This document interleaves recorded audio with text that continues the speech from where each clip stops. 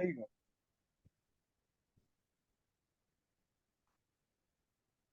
You can get started with question number 1. All right. Alrighty.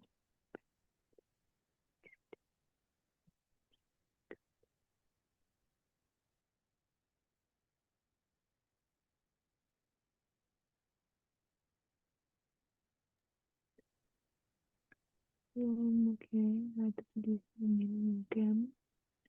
Plan is not execute is one step missing. Oh, one step mistake. Okay. Identify the mistake in each of the steps. Okay.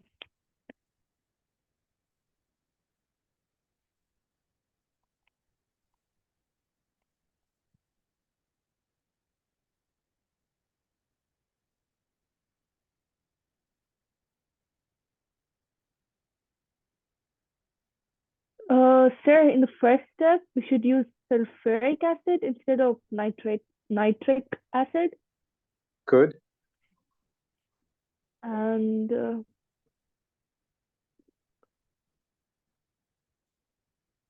solution of magnesium carbonate.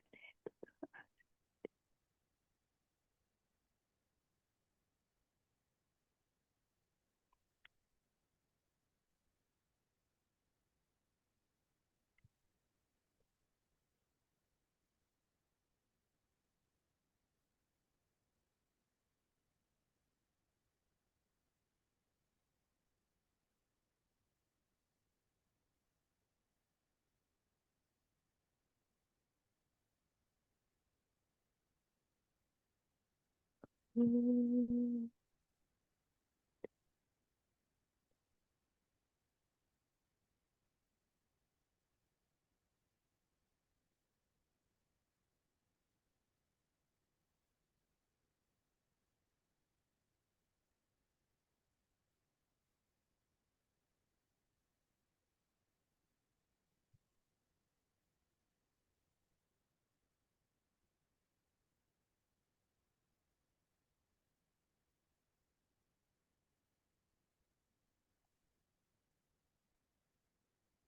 So in the third step, is it that we should heat the solution until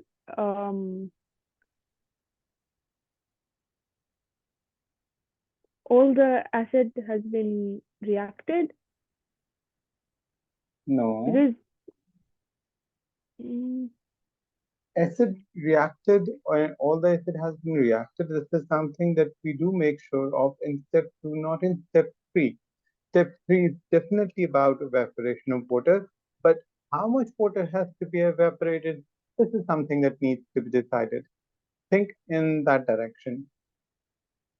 mhm.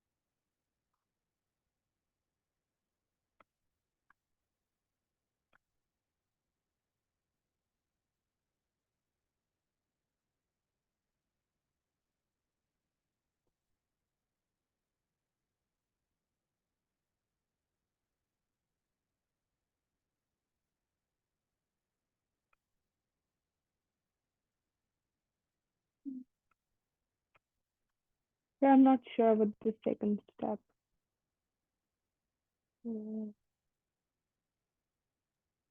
Are you sure about number 2?